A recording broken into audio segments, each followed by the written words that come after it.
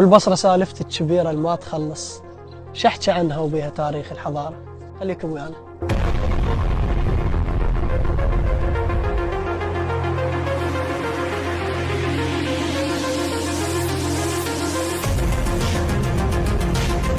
السلام عليكم أصدقائي، شلونكم؟ شنو أخباركم؟ كذلك فيديو جديد من محافظة البصرة بالقصور الرئاسية التابعة إلى النظام السابق. واليوم احنا راح نزور أحد معالم هذه المحافظة الحضارية أو المتحف الحضاري في محافظة البصرة. هذا المتحف اللي يضم أكثر من 4500 قطعة أثرية يعود عمرها تقريبا إلى 7000 سنة حسب ما سمعنا داخل المتحف، وإن شاء الله راح تشوفون وبعض القطع الأثرية الجميلة والقيمة.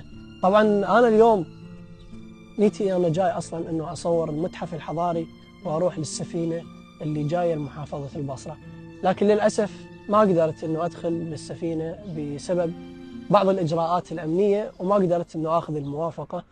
لكن أقدم كل الحب والاحترام إلى الجهتين، وأقدم احترامي وتقديري إلى إدارة المتحف لأن سمحوا لنا بالتصوير داخل المتحف. راح أخليكم ويا هاي اللقطات الجميلة وإن شاء الله تعجبكم.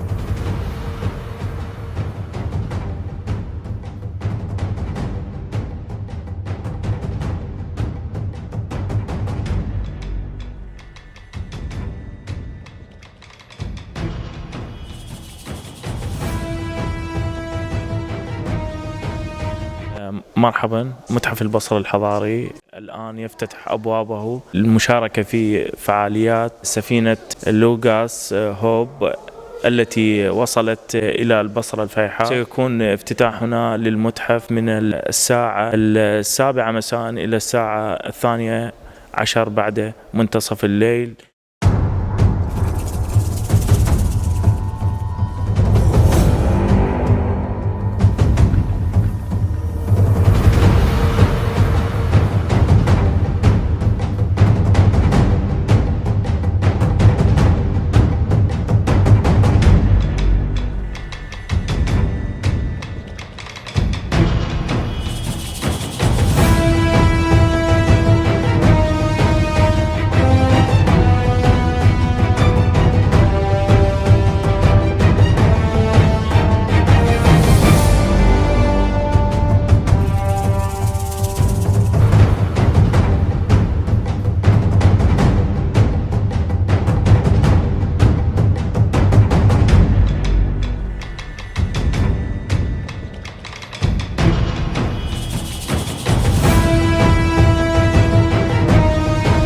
طبعا شكرا لكم لموافقتكم على التصوير داخل هذا المكان. أريد تشرحي عن القاعات اللي جاي تحتضن هاي القطع الأثرية.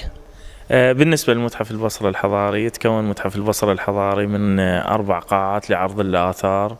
القاعة السومرية اللي هي الأقدم، من بعدها القاعة البابلية، من بعدها القاعة الآشورية، والقاعة البصرية اللي هي قبل الإسلام والآثار الإسلامية. بالنسبة 90% تواجد في هذه القاعة هي الآثار الإسلامية البصرية. والقاعة الخامسة هي القاعة التعليمية اللي هي القاعة لتنمية مواهب الأطفال. كما يوجد أيضا في الطابق العلوي مكتبة تضم الكتب التاريخية المختصة في الآثار اللي موجودة في عموم العراق بصورة عامة. أيضا البعثات التنقيبية التي اشتركت في التنقيبات اللي موجودة في عموم العراق. ما هو عمر الآثار اللي موجودة داخل هذا المتحف؟ بالنسبة للآثار اللي موجودة في القاعة السومرية اللي هي الآثار اللي قبل التاريخ تعود إلى أكثر من 7000 سنة. الآثار اللي تليها هي الآثار السومرية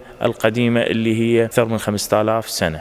بالنسبة للقطع الأثرية اللي موجودة هنا في متحف البصرة الحضاري هي أكثر من 4500 قطعة أثرية.